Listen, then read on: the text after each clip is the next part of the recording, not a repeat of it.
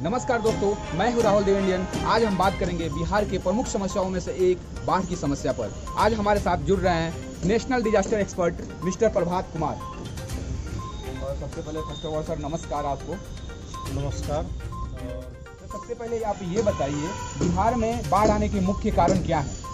बिहार में बाढ़ आने का सबसे बड़ा कारण क्या है कि यहाँ पे अगर सुगौली क्षेत्र की बात करें या पूर्वी चंपारण हम बात करते हैं तो पूर्वी चंपारण में नेपाल के पानी अगर थोड़ा सा भी बारिश हो, अगर प्राकृतिक के द्वारा थोड़ा सा बारिश होती है यहाँ पे, तो आप देखेंगे कि नेपाल के लोग मतलब वहाँ के मैनेजमेंट के लोग पानी को वहाँ से छोड़ देते हैं और बिहार में आकर फैल जाता है। लेकिन थोड़ा सा अगर प्राकृतिक पर भी जोड़ दिया जाए तो ये भी नकारा नहीं जा सकता है, क्योंकि बारिश आजकल देखा जा रहा है तो बहुत ही ज़्यादा यहाँ पे हो रही है बिहार में।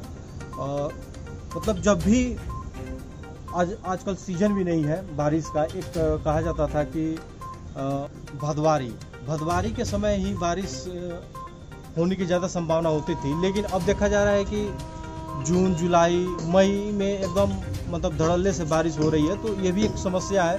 और एक घना बस्ती हो जाने के कारण जो बारिश का पानी है अपने मार्ग से भटक के आसपास के इलाके में फैल जाती है।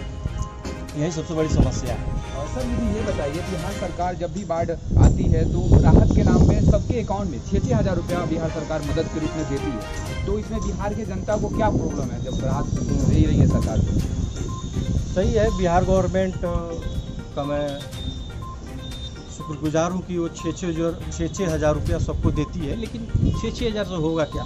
मैं अक्सर गांव में जाता हूँ तो वहाँ के किसानों से बात करता हूँ, तो वहाँ पे एक किसान भाई से मैंने बात किया तो मैंने उनसे पूछा कि 6-6 हज़ार रुपये आपको तो मिल ही रहा है, तो आपको नाराज़ क्यों? तो उन्होंने बताया कि 6 हज़ार रुपये में एक टर्म में मेरा क्या हो सकता है। मेरे बच्चे हैं और मेरे अपने पर्सनल नीड्स हैं, बच्चों का नीड्स है, पढ़ाना लिखाना होता है, तो 6 हज़ार में मेरा कुछ नहीं होता है। तो इतनी बड़ी समस्या है और ये किसान की समस्या नहीं है। हमें लगता है कि लगभग पूरे प्रदेश के किसानों की समस्या है जिनका फसल बाढ़ से क्षतिग्रस्त हो जाता है। 6-6 हज़ार देती है तो इसमें करप्शन का क्या रोल है? हाँ, करप्शन का तो बहुत ही ज़्यादा रोल है इसमें, क्योंकि आप देखेंगे तो आप कागजी कार्रवाई जो कहते हैं कि पेपर में जो वर्क हो गया कि उनका नाम लिखा गया, उनके अकाउंट लिख लिया गया बिहार सरकार के पन्नों पे, और लिखने के बाद पैसा आवंटन हुआ, लेकिन उस गरीब किसान के अकाउंट में वो पैसा नहीं पहुंचा।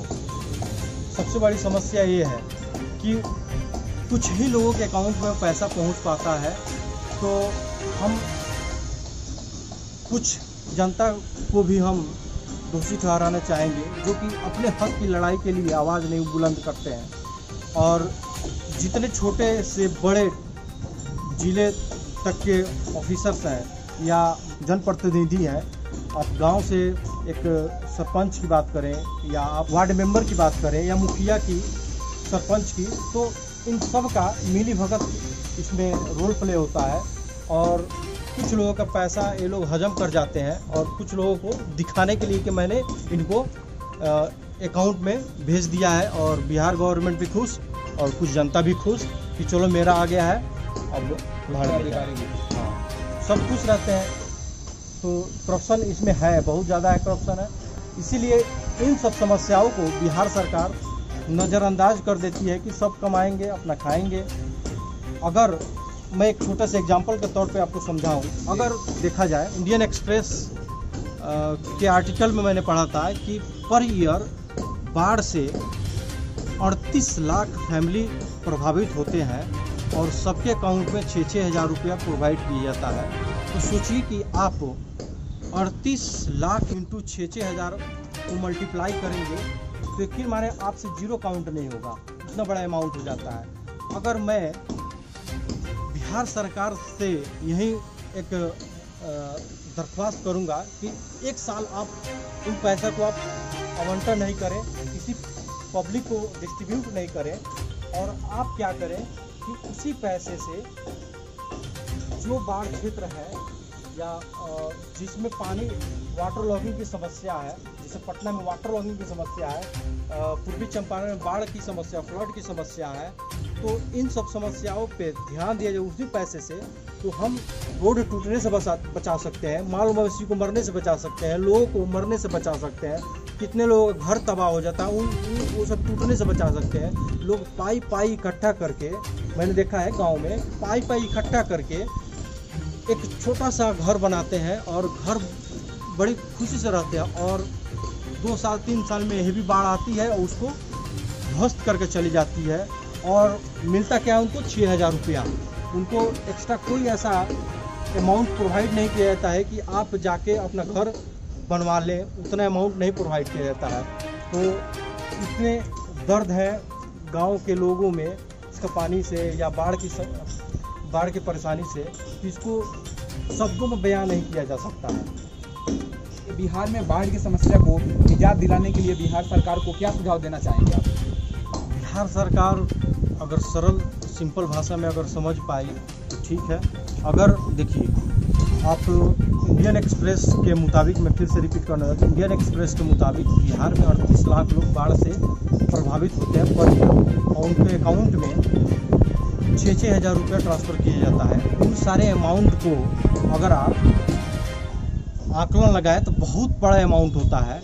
अगर आप 1 साल तक उस अमाउंट को किसी के अकाउंट में ट्रांसफ़र नहीं करें, खुद एक टीम बनाकर, और बिहार के मुख्यमंत्री उस टीम का निगरानी करें, और एक हाई टेक्नोलॉजी के साथ बाढ़ जो नदी है उन पे हाई टेक्नोलॉजी के साथ डैम का निर्माण करें, बांध का निर्माण करें, तो मुझे लगता है कि ये समस्या दूर हो सकती है और बिहार के लोग खुशहाली वाली जीवन जी सकते हैं। जैसे कि मध्य प्रदेश, पंजाब, राजस्थान के लोग कृषि में आगे बढ़ चुके हैं, उसी तरह से बिहार के लोग भी कृषि में आगे बढ़ेंगे।